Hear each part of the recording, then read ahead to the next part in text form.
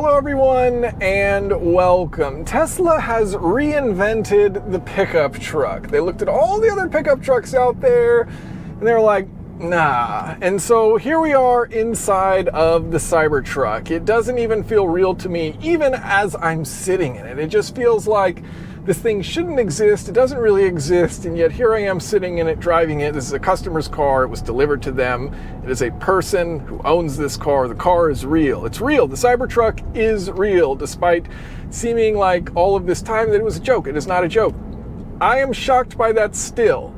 But with reinventing the pickup truck comes a lot of engineering decisions. And that's what I'm really interested in. What are the engineering decisions that went into this vehicle? Does it make it a better or worse truck? Is it worth the hype? Those are the types of questions I want to look at. So the first thing that we have to start with absolutely is the shape.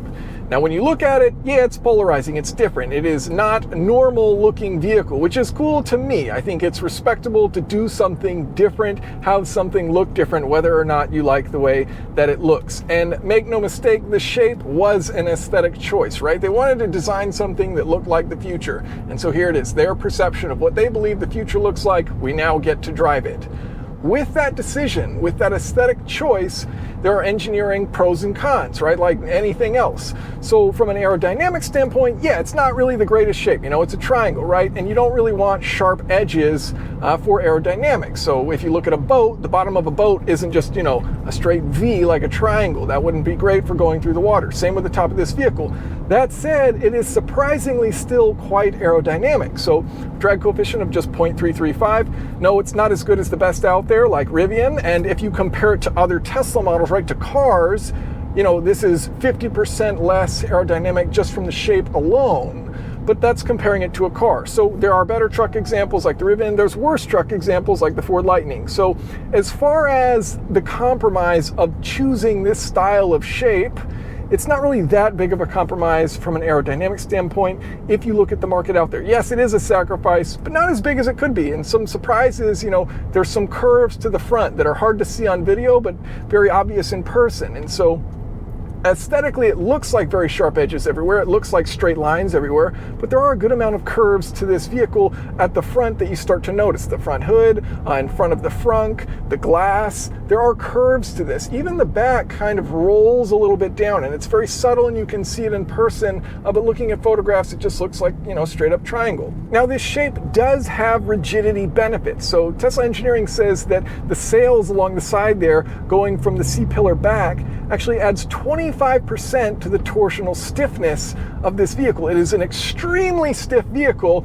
and that is a good thing. You want a really stiff chassis because that means your suspension can do exactly what your suspension is designed to do. The less stiff it is, the less your suspension has control. And so when people talk about torsional stiffness, what they're talking about is, imagine you were to fix the front of the car, you know, to an immovable wall, and then you were to take the back of the car and try and twist it. That's torsional stiffness. And so this car has very, very high torsional stiffness. Tesla Engineering says it's about 3 to 4 times stiffer than the F-150. And to give you some perspective, modern trucks are very stiff compared to the past. So, you know, these are tens, if not 20, 30, 40 times stiffer if we start going way back to older trucks where, you know, you hit a bump and you feel that vibrate through the whole cabin. From that perspective, it helps make it feel more car-like when you're driving. Now, does it feel like a car? We'll get into that later, but it makes it feel more car-like in that when you hit bumps, things like that, I imagine if you're off-roading, you're not getting these full body shakes that you expect from a truck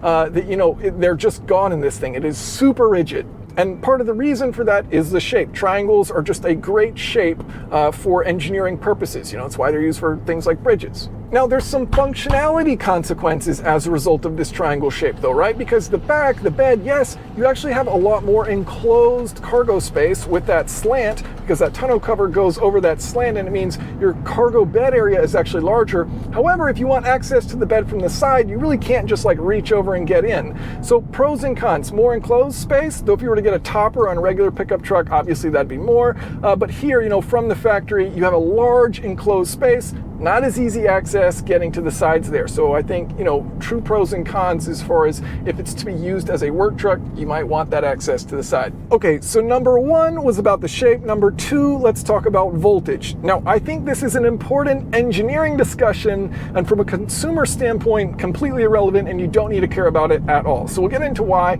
for both. From an engineering standpoint, high voltage is cool. This is Tesla's first powertrain going from 400 volts. Instead, now we're at 800 volts, and it is their first time for the accessories going from 12 volts to 48 volts. And so this is something the industry has wanted to do for a long time, switch over to 48 volts. It makes a lot of sense from an engineering standpoint because you want to reduce current. The reason why you want to reduce current is it means you can use smaller wires. By using smaller wires, less material, you save money. So power equals voltage times current. If you quadruple the voltage, well, for the same amount of power, you have a fourth the current, which means you can use smaller wires. Great, you save money, and it's a little bit more efficient because you can have less heat losses in your wiring. So heat losses is a function of current squared, 1/4 the current, 1/16 the heat losses. That's not as exciting as it sounds. So when you hear 1/16 the heat losses, it's like, wow, that's crazy, right? How much heat do you actually think is lost, like in the wiring of a car? It's very little. It's a very little consequence to the overall performance of an electric car. That is why, Tesla has very efficient electric cars. If this was the key, high voltage was the key, why does the Rivian get better efficiency than this Tesla? Better economics as far as how far 1 kilowatt hour of energy takes you. It goes further in the Rivian than this because the Rivian is a more aerodynamic shape. It's a little bit smaller truck, right? And so, tire decisions, wheel decisions, all of these things have much, much, much greater impacts on how far you go with a certain amount of battery than what voltage are, your accessory systems running on. Now, there's real benefits of using this higher voltage. For example, this giant windshield wiper, right? That runs on 48 volts. Tesla Engineering says, it's close to a kilowatt of power. So it makes it a lot easier when you have a higher voltage going to that motor, have thinner wiring. Same with the steering. So this has steer by wire. You've got 2 motors controlling the front steering for the 2 front wheels. And as a result, having that higher voltage, 48 volts for those motors means less wiring involved. It's easier to do from a power perspective using 48 volts than using 12 volts. Now, the reason why I say who cares, again, goes back to that range thing, right? There's so many more items that are so much more important for range than knowing what the voltage is. So for a consumer, knowing that, your window goes up and down with 48 volts, who cares? It doesn't matter. It's not going to affect you. You don't really need to think about it. From an engineering standpoint, yes, it is cool. It means you can take material out, save a little bit of energy. It is a smart engineering decision. Now, to help illustrate why this doesn't matter, what I did was I took the EPA data that all of these companies submit. So we've got a bunch of different electric trucks, and I'm also going to throw in a Model 3 rear-wheel drive just for reference. And so you can look at these electric trucks, and this data that we're looking at is showing what is the force resisting this vehicle at certain speeds, which we have on the bottom. So for example, at 60 miles per hour, you can see how much force it takes the Cybertruck in order to push through the air at that speed. So just if it's not obvious looking at this plot, the lower the curve, the better. It means less force is required to push the vehicle through the air at these speeds, less rolling resistance, less mechanical losses through internal friction, and so as a result, it means you have better efficiency. You can travel a further distance with the same amount of energy. This is data the manufacturers have to submit to the EPA, and so you can plot these curves and see, from a coast down perspective, how much energy is required for each of these vehicles to travel a certain distance, just purely based on how much energy it takes to get from A to B. And what's really, really interesting looking at this plot is that you can see the force for a Tesla Cybertruck is double that of a Tesla Model 3.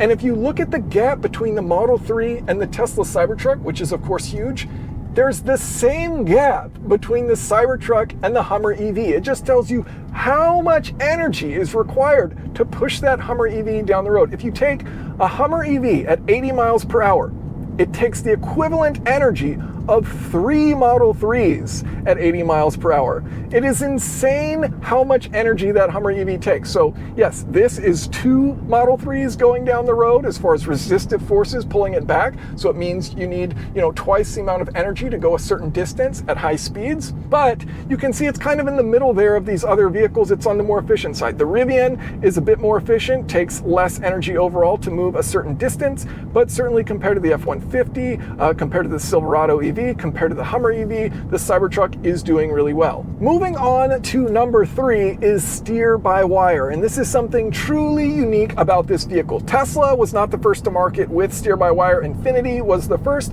However, Infiniti had a mechanical backup. There was a steering column still in place that connected the steering wheel to the front wheels. This has absolutely no mechanical connection to those front wheels, which is quite interesting. I drove a Lexus that also had this setup, but it was not a production vehicle. This is someone's car, right? This is a production car right here. And so they were first to market without a mechanical backup as far as I am aware. Now, am I worried about safety? No. I mean, there's enough redundancies in this where if something goes wrong, you pull over and then you get it towed and you don't worry about it, right? There are redundancies in place that will allow you to have control in the event that something fails. So if one of the motors fails, well, there's 2 motors up front controlling the steering. Either one could handle it all. Both split it with a 50% duty cycle between them, right? If one of them fails, the other one takes over, no sweat.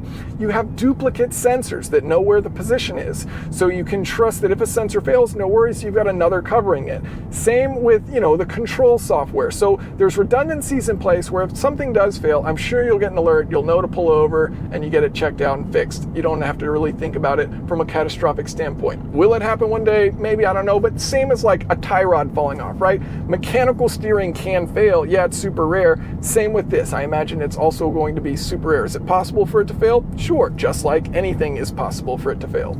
The safety aspect of it does not concern me at all. What is really interesting about steer-by-wire is that it allows you to choose your steering ratios, which means at low speeds, when you turn the wheel a little, it turns the front wheels a lot. At high speeds, when you turn the steering wheel a little, it turns the front wheels a little. And so you have that ratio that you can change, you can play with. It's all a software decision. You can make the steering feel however you want to make the steering feel. That's really interesting, and it's really interesting to be able to change the ratio. You don't have to do any hand-over-hand nonsense like you do with literally every other car out there, including Teslas with yokes. This doesn't have a yoke, and it's funny, they bring up why it doesn't have a yoke. They say, well, when you're off-road, you want to be able to grab the steering wheel anywhere. And I agree with that. What's funny is that they have yokes where you can't grab the wheel anywhere, where you do have to do hand over hand. And so it's like, well, why would you have that there? And now when you actually could get away with using a yoke, because you never really have to take your hands off, 9 and 3, you could get away with it, but they have the top of the squircle here, as they so call it, which honestly is great. I think the steering wheel here is a much better decision than a yoke. Would I rather just a simple circle? Yeah, sure, but with steer-by-wire, you can easily get away with this because you don't ever have to take your hands off 3 and 9. Now, as far as steer-by-wire, I really think it's worth a deep dive video just going solely into that, so I don't want to focus on it too much, but just from a feel perspective, it does take a little getting used to. I actually do like it. I think it feels pretty good. At low speeds, it is pretty darty, and then that starts to fade away as you get to higher speeds, and at higher speeds, it feels very familiar. The tires are pretty gummy, and so, they're large 35-inch tires. If you start turning this thing, it's not going to react like that because, it just can't. It's too much weight. There's some body roll. The tires are giant, but the response is there in the steering system, and that a little bit goes a long way as far as steering. So it's an interesting transition. I think it's pretty easy to get used to. I got used to it very quickly. The first time at low speeds, I took a right-hand corner. It was like, whoop, I gave it too much and I had to kind of back out of it, but you'll learn that very quickly, what the actual turning radius is like. Now, speaking of incredible turning radiuses, rear wheel steering. And this was something I experienced in the Hummer EV, and it is absolutely incredible off-road how maneuverable the Hummer EV was because of 10 degrees of rear wheel steering. Rear wheel steering is incredible for maneuverability at low speeds, especially with large vehicles like this. So it's really exciting that they brought it to this vehicle. I also, while driving it, haven't noticed it ever really feeling like disconnected. Like sometimes with rear wheel steering, it can feel like the front and rear aren't communicating really well together. together. I haven't noticed that with this. All right, number 5, I want to talk about truck stuff, because it's a truck, right? So I want to talk about truck stuff that it does really well, truck stuff that it doesn't do so well. So as far as what it does well, you've got lots of storage, you've got lots of outlets, so you've got 110 and 240 volt in the bed of the truck. That is awesome to have that much power. You can run pretty much anything off of that. You can charge another EV if you really wanted to. You can power a welder. Really cool how much power you have with the charging there. Also bi-directional charging, so you can eventually, with a kit, you need some extra hardware with your home, but you can use this to power your home. Say you have a power outage, you want to still have power, well, you could use your Cybertruck where you've got this giant, 123 kilowatt hour battery pack that you can use to help power your home. That is awesome. Really love to see that. It's the first Tesla with that bi-directional charging, so it's really cool that they've included that. You've got a ton of cargo space with this thing. The bed actually is really big, so you can fit all kinds of stuff in that bed. The tow rating is good. Not what they said it will be. They said 14,000 for the highest level. Now it's 11,000. 11,000 is still a lot of weight to be able to tow. Now, that is for short distance towing, I should say. Long distance towing is definitely a challenge for electric trucks, and this is no exception. I mean, the reason being it just has a low amount of energy overall, and so you have to charge a lot. So I think that's worth, again, an updated video just on the charging involved and the numbers behind towing now that we have all the release specs of this vehicle. So I won't get too deep into it, but long range towing, there's been some tests, and it is challenging for electric trucks. The final benefit as far as truck stuff that I want to talk about is the tough exterior, right? It's got this stainless steel exterior. A lot, basically every vehicle's weakest part is the exterior. Any little, scratch of a rock or anything and you ruin your paint. You don't have to worry about this here.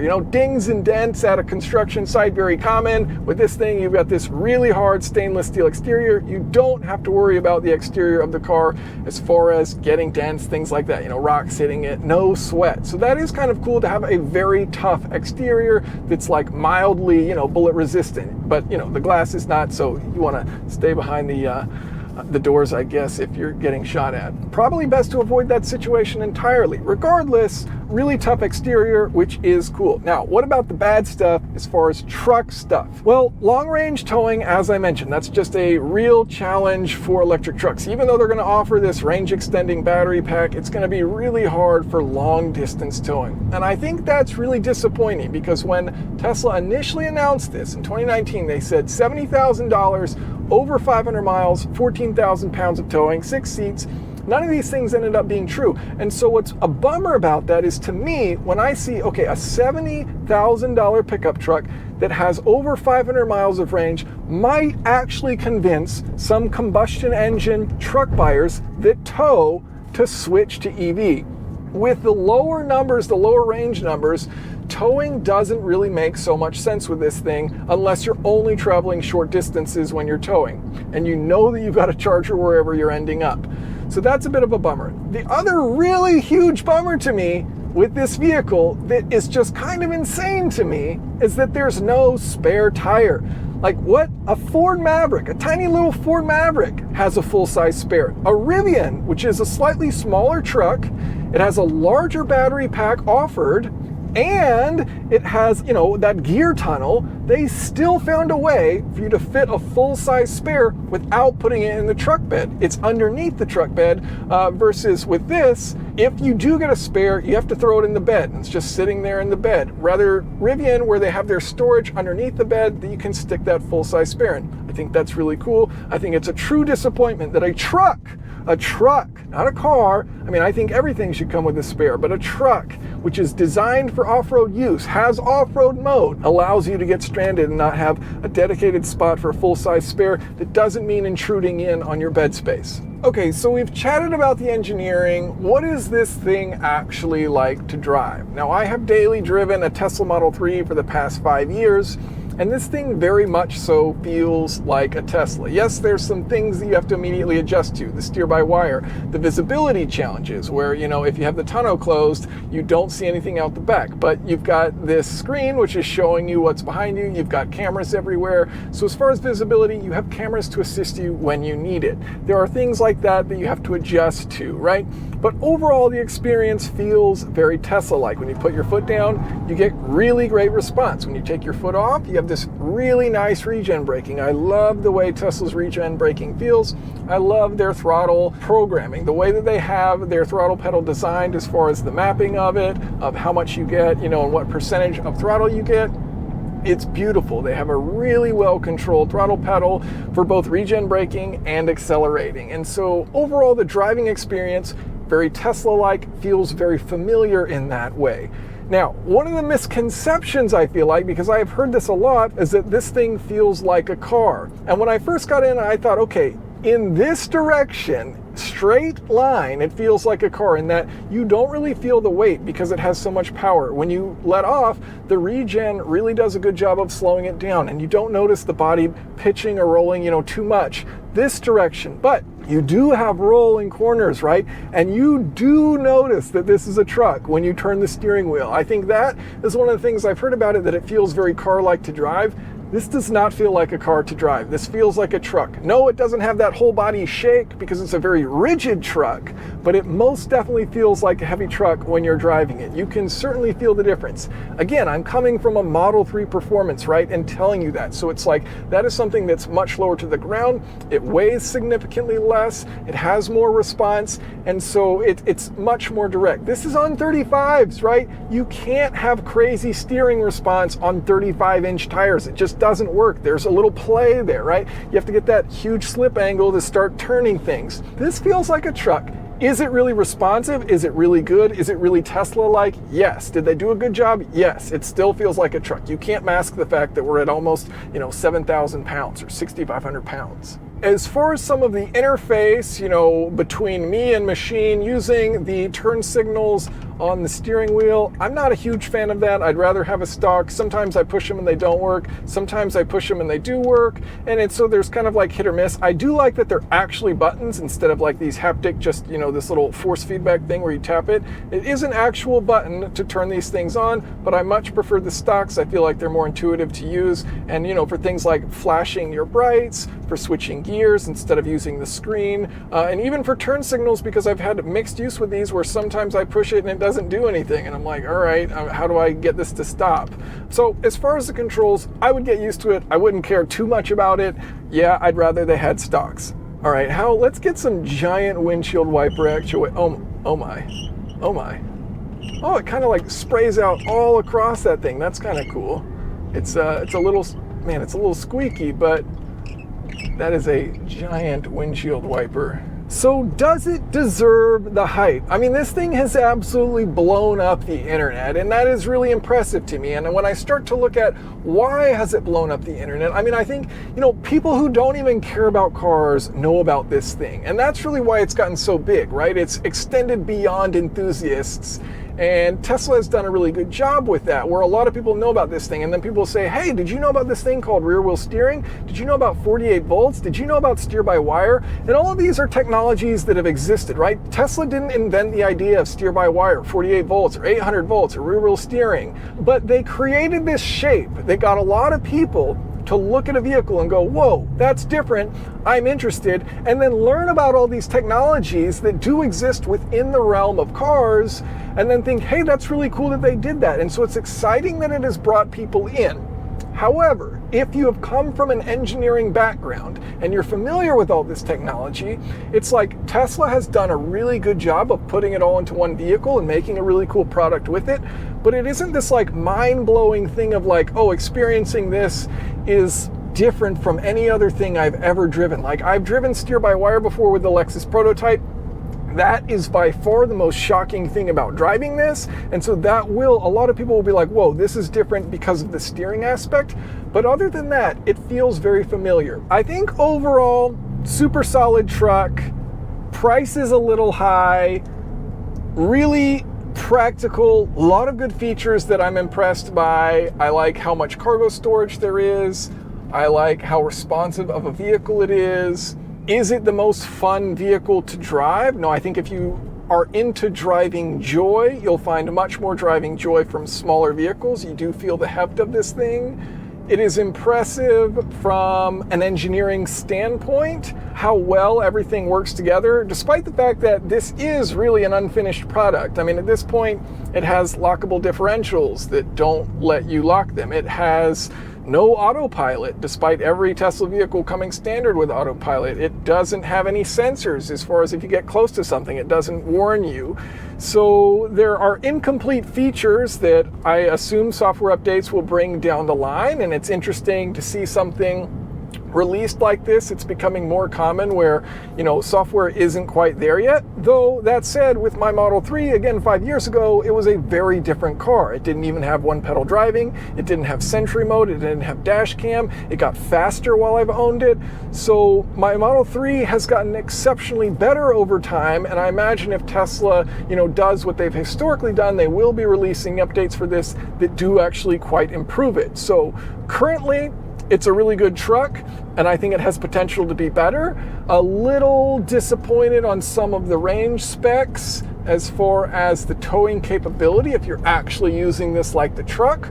How many truck owners actually use their truck for truck stuff? I think an EV in most scenarios is plenty to get the job done, has a massive bed, has all these outlets, bi-directional home charging. Really, really cool stuff they packed into this. And in a very cohesive job. Tesla has really good packaging, so they've done a really good job with that. I really like the interior. I'm surprised, actually. I feel like it's really nice in here. I've been having a hard time trying to express how I feel about driving this, and I kind of figured it out. It's like meeting a celebrity.